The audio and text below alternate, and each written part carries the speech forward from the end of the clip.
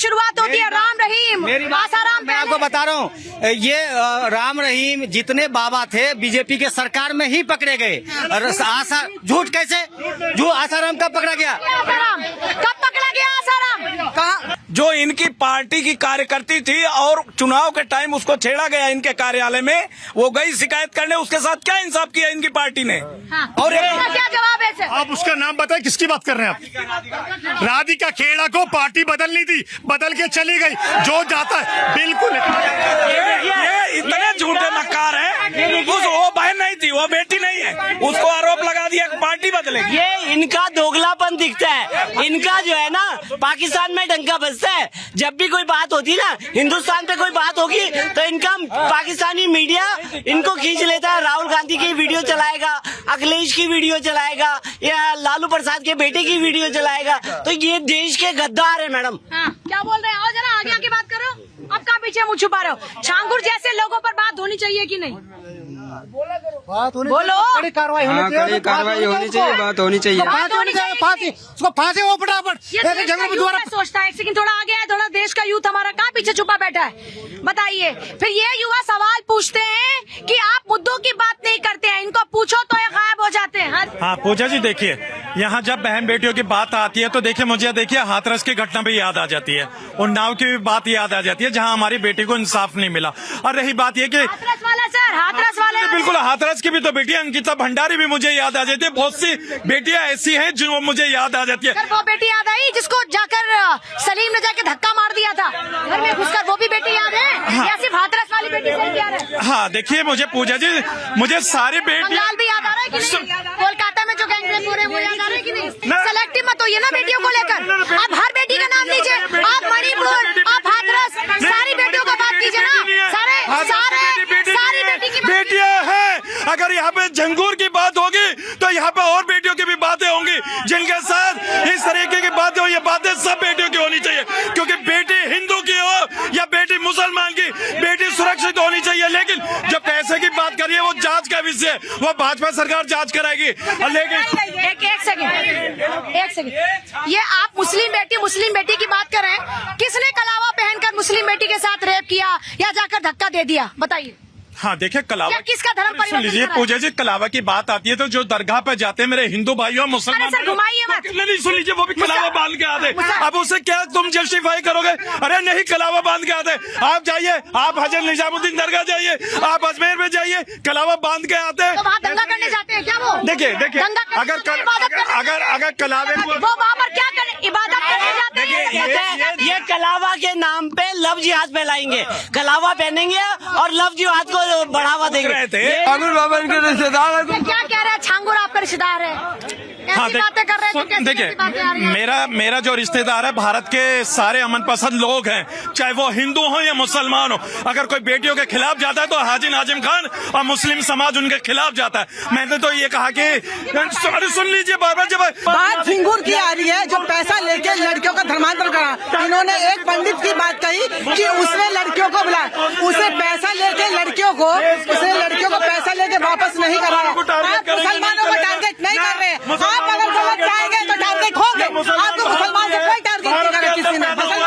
ये एक सेकंड, ये कह रहे हैं कि दरगाह पे कुछ लोग कलावा पहनकर भी जाते हैं। कलावा बांध के अब्दुल ही क्यों निकलता है? हमारी बहन बेटियों के यही लोग धर्मांतरण करते हैं और यहाँ पे आके खड़े हो जाते हैं, चंगूर बन के उनके समर्थन करने आ जाते हैं। इन पे भी कार्रवाई होनी चाहिए तुरंत।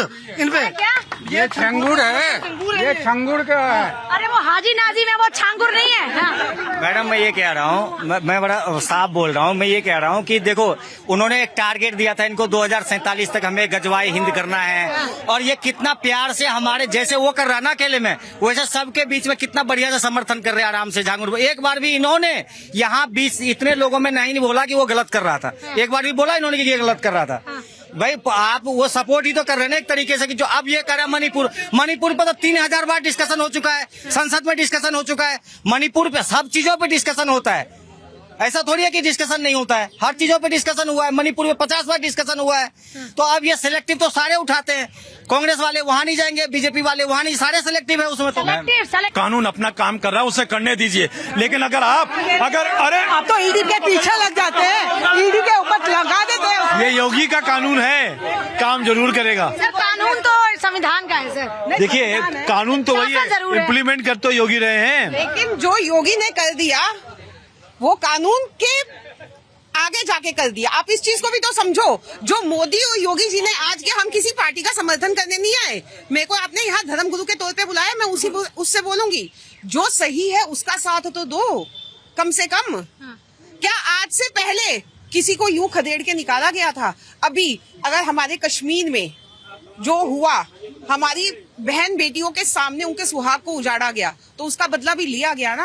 और उभर के आया, जिसने आगे 1000 लोगों की टीम बना दी है लड़कियों को बहलाने के लिए। तो क्या उसके अगेंस्ट एक्शन नहीं होना चाहिए? होगा, होना चाहिए। मैं कह रहा हूँ सलाखों के पीछे होना चाहिए और फट से फटाफट। सुन तो लीजिए, फिर अपनी बात बीच में बोलती।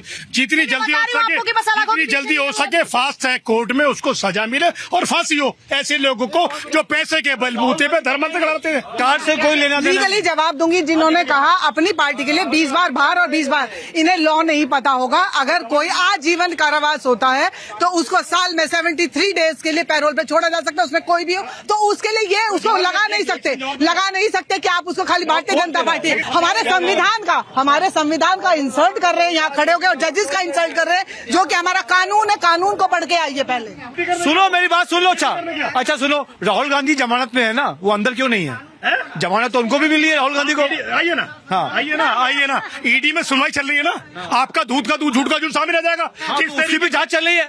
किसी को जमानत मिलना उसका अधिकार है। राहुल गांधी जिस तरीके से बाहर घूम रहे हैं, कोई भी घूम सकता है। पर यहाँ पर आप कहिए कि जो झिंगुर ने किया है वो बहुत गलत किया है, और राहुल गांधी और प्रियंका को उनके घर में जाना चाहिए, लड़कियों के बिटियाओं के घर में। और मैं तो आपसे पहले कह चुका 6 महीने उसको फांसी की सजा दो, इससे बड़ी क्या बात होगी? मैं पूछ रहा हूँ, हाँ 1 to 1 मैं कह रहा हूँ ना। भैया प्रश्न क्या पूछ रहे हैं? मैं क्या पूछ रहा हूँ कि प्रियंका गांधी कहती थी कि मैं लड़की हूँ, लड़ सकती हूँ, तो लड़ने क्यों नहीं गए उन लड़कियों के लिए?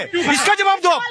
इसका भी जवाब दे रहा हूँ। ईडी ने सारे तमाम लोग, इसका दूंगा मैं। जब आप लड़की हूँ, लड़ सकती हूँ तो फिर वो क्यों नहीं गए? जब हाथरस की बेटी के लिए प्यार आता है तो फिर अब इन बेटियों के लिए प्यार क्यों नहीं है? हमें हर बेटी के लिए प्यार है, लेकिन जिन प्रधानमंत्री ने, मैं कहता रहा हूँ, आप मेरी बात तो पूरी होने, इसका भी जवाब दूंगा आपको। फिर से कह रहा है, कोई भी एक ऐसा व्यक्ति जिसने कोई भी किया हो, उसका कोई भी केस पूरे भारत में उसको हटाया गया हो, केस चल रहा है। पर मैं आपको कह रहा हूँ कि लड़की हूँ, लड़ सकती हूँ। प्रियंका गांधी क्यों नहीं गई? मैं फिर से बोल रहा हूँ, प्रियंका गांधी जी को जाना चाहिए था, राहुल बाबा को जाना चाहिए था, और बताना चाहिए था। सारे जिनके ऊपर आप करप्शन के आरोप लगाते हो, आपके यहाँ पर आकर वॉशिंग मशीन में क्यों धुल जाते हैं? कोई वॉशिंग मशीन नहीं है, कोई वॉशिंग मशीन नहीं है। देखिए, कुल मिलाकर के कांग्रेस की पॉलिसी है, एक हाथ में लोटा ले लिया, दूसरे हाथ में जल ले लिया। अब वो लोटा और जल दोनों लेके कहाँ घूम रहे? जहाँ उनकी कोई पहचान ही नहीं है। कहाँ पहचान ही नहीं है? प्रियंका ने बोला कि मैं लड़की हूँ, लड़ सकती हूँ। यूपी में दिया था नारा, अब यूपी में झुंगर बाबा क्या लड़कियों के लिए लड़ रहे? क्या नहीं लड़ रहे लड़कियों के लिए? प्रियंका लड़ रही है क्या लड़कियों के लिए? मैं ये कह रहा हूँ मैडम, ये अभी भाई साहब कह रहे थे कि कानून काम कर रहा है। मैं कह रहा हूँ देश आजाद हुआ था, इसकी 53 साल सरकारी कांग्रेस का कानून किसने बनाया? ये कानून किसने बनाया? उस कानून के तहत और दूसरा कोई नेता बाहर क्यों नहीं आया जो भारतीय जनता पार्टी जेल से बार लेके आई? उस कानून का दुरुपयोग पहले क्यों नहीं हुआ? ये सरकार चला रही क्या? नहीं, मैं बीजेपी की बात कर कोर्ट रहा हूं। सरकार चला रही है क्या? कोर्ट ने कहा इंक्वायरी कीजिए, पैरोल नहीं, सुनिए ना, इंक्वायरी की जेलर से कहा, जेलर ने रिपोर्ट नहीं दी, उसके बाद फिर बाहर आ गए वो, और वही आगे फिर विधानसभा चुनाव लड़ी। झूठ मत बोलिए, झूठ मत बोलिए। के रिपोर्ट के आधार पर ही सर, जेलर की रिपोर्ट के आधार पर पैरोल मिली। सुन तो लीजिए, आप लोग झूठ मत बोलिए।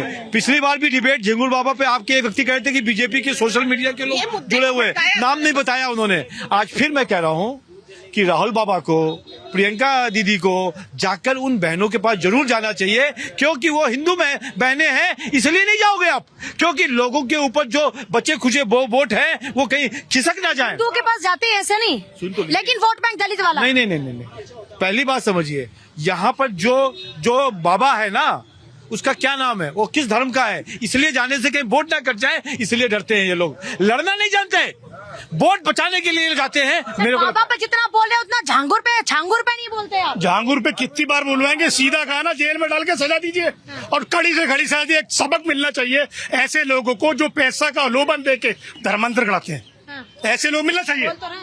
भैया सुनो, मैंने कहा एक ट्वीट नहीं आया राहुल गांधी का। आप बोल रहे हैं आपके नेता नहीं बोल अब ये कह रहे सुने, ये नहीं कहा, मैं वही कह रहा हूँ ना। आपके नेता लड़ाई लड़ते हैं बेटियों के लिए कि नहीं लड़ते?